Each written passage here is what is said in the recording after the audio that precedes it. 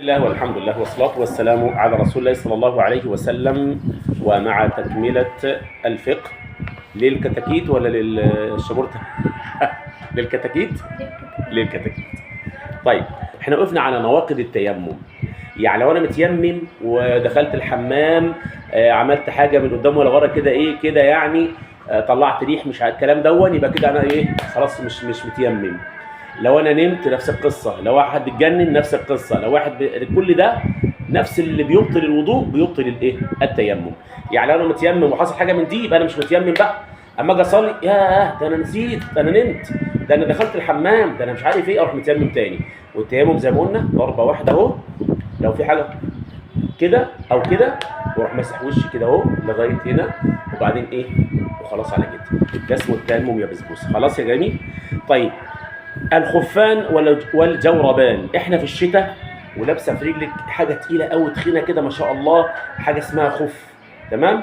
الخف ده اللي هو بيتصنع من الجلد او من الحاجه التقيله، الصوف التقيل او القماش التقيل اللي بيدفي رجلي، وشرط يغطي الكعب رجلي. قلنا الكعب الرجل اللي هو فين بقى يا بسبوسه؟ ده اي نعم، اللي في الجنب ده مش اللي ورا، اللي في الجنب بتاع الحته المبززه دي البارزه دي اسمها كعب. فلازم الشراب التقيل قوي او الخف او الجورب، الحاجه المتينه الثقيله اللي مش بتشف، مش بتحس بالميه على رجلك، مش بتبان رجلك منها شفافه، لا ما ينفعش، لازم يكون تقيل. تمام. بيغطي بقى لغايه لغايه الكعب ده. خلاص يبقى ده امسح عليه. الجو تلج ساقعه يا ماما مش قادره اصلي ولا اتوضى الجو ساقعه، ما انت لابسه خف، اتوضي وروحي ماسحه كده على ظهر الخف من فوق كده اهو، بس كده بصوابعك باللي ميه ايدك بعد ما توضي خالص تيجي عند رجلك اعملي كده اهو على رجلك من تحت بس خلاص. يبقى كده غسلت رجلي. يبقى يمول بالنسبه للراجل من الجلدي ويمول من غير الجلد، سواء جلد او غير سواء صوف قطن تقيل اي حاجه. ويشرع المسح بدل غسل ده. لما اغسل رجلي وتلج والدنيا تسقع ومش قادر واكسل عن الصلاه، لا يا سيدي ربنا سهل لك الدنيا اهو ورخصه جميله اهي استخدمها. تمام.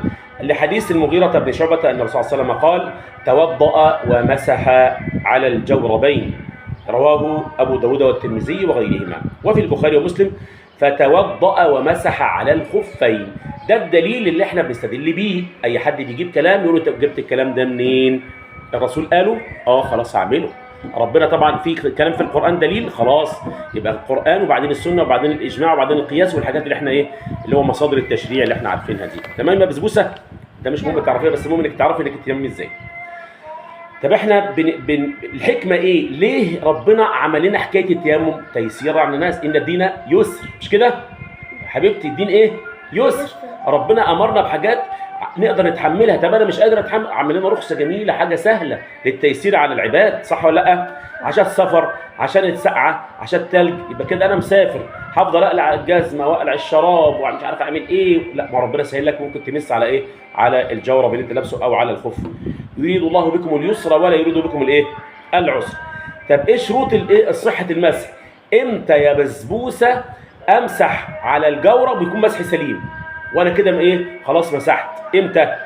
الشروط بتاعتها: اول حاجه ان يكون يلبس خفين على طهاره. يعني بصي لي، اتوضى الاول، اغسل ايدي الاول، خلاص بقى احنا حكينا الوضوء، اتوضيت خلاص، اروح منشف كويس بقى رجلي عشان الساعه واقوم لابس الشراب، خلاص كده انا بقيت اجي الظهر مثلا همسح بس، العصر همسح بس، العشاء همسح بس، خلاص يا بسبوسه. طيب يبقى في سفر فاهويت لانزع خفي، عشان عايز يخلع الخف بتاع الرسول صلى الله عليه وسلم، فقال: دعهما فاني ادخلتهما طاهرتين.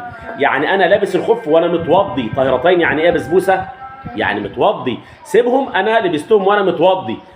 فخلاص ومسح عليهما، متفق عليه. يعني البخاري ومسلم اتفق على هذا الكلام. الحديث ده حاجه متفق عليه، يعني احسن اتنين في الحديث اتفقوا على الكلام ده. ماشي يا بسبوسه؟ طيب. 2 ان يكون الخف طاهر. ما ينفعش البس جلد حيوان ما دبغتوش ما طهرتوش، يعني جبت خروف وقمت مع ذبحه وجايب الجلد بتاعه ومخيطه ولابسه على طول، لا، لازم ادبغه الاول، الدباغه وتطهير يعني. خلاص ما ينفعش امسح عليه وهو نجس. طب لو كان في نجاسه اغسلها. طب لو وقع عليه نجاسه اطهره. ماشي يا بسبوسه؟ ان يكون الخف ساترا للمحل. المحل يعني المكان بتاع رجلي لغايه الكعب. المحل يعني يغطي لغايه الكعب. كلمه المحل يعني يغطي لغايه اللي بتلبس على كوتش. بالظبط، كوتش للشراب التقيل بتاع الكوتش. خلاص ماشي. ان يكون المسح خلال مده محدده للمقيم غير المسافر. يعني احنا في البلد هنا قاعدين اهو، مش رايح ولا جاي، يوم وليله بس، يوم وليله بس. طب انا مسافر، هعمل ايه؟ 3 ايام بلياليهن رفقه وتيسيرا بالناس.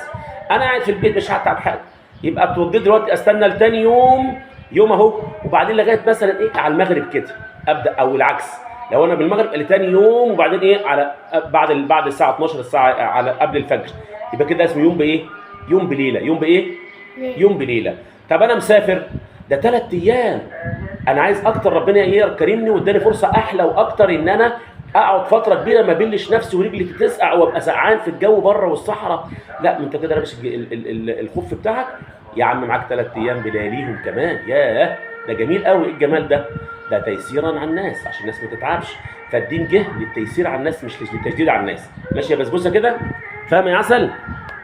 طيب، لحديث علي رضي الله عنه جعل الرسول صلى الله عليه وسلم 3 ايام وليالين للمسافر ويوما وليله للمقيم. هذا الحديث رواه الامام مسلم. احنا بنحفظ احاديث طبعا، حفظنا دلوقتي 28 حديث، مش كده؟ مش كده ولا ايه؟ بنسمع البخاري مسلم، البخاري مسلم دول احسن ناس، اعلم ناس في الحديث، وقصد يعني الكتب بتاعتهم من اصدق كتب الحديث طبعا. والائمه السته الباقيين الله اكبر، يعني كلهم ناس ايه؟ ناس افاضل، ربنا انعم علينا بيهم يعني. خلاص يا باشا. صفة المسح على الخفين ايه بقى؟ يعني ان يضع ايده فين؟ في المية او تحت الحنفية ويعمل كده بس كده. خلاص يا عسل. ثم على ساقيه ويمسح الرجل اليمنى كذلك والرجل اليسرى كذلك، ويفرج بين الاصابع. يعني كده، مش كده انا ببل ايدي او خطوط بس كده اهو، خطوط بس، مش ان انا هغرق رجلي. يعني كنت مدرس في مدرسه، فلقيت الولد بيروح قالع الجزمه وتحت الحنفيه بالشراب، يا نهار ابيض، ده انت هتتلج طول النهار، انت بتعمل ايه؟ فالولد مش فاهم. يبقى لازم احنا نفهم الاولاد اعمل ايه. هو الخوف احنا ربنا بيرحمك من الساعه، انت بتتلج رجلك؟ لا، يبقى انا هبل ايدي كده يا بسبوسه اهو، مبلوله تحت الحنفيه اهو بس خلاص.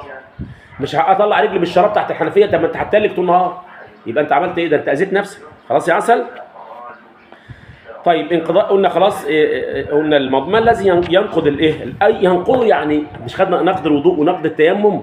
طب ده ينتقد يعني ما بقاش انا لابس شراب الجورب على طهاره خلاص. لو عدت المده، عدت وانا قاعد في البلد يوم بليله، لو انا مسافر 3 ايام هقلعه وهبدا اتوضى تاني والبسه تاني على طهاره. تمام كده؟ خلع الخفين فاذا نزل الانسان الخفين. لو انا نسيت وخلعتهم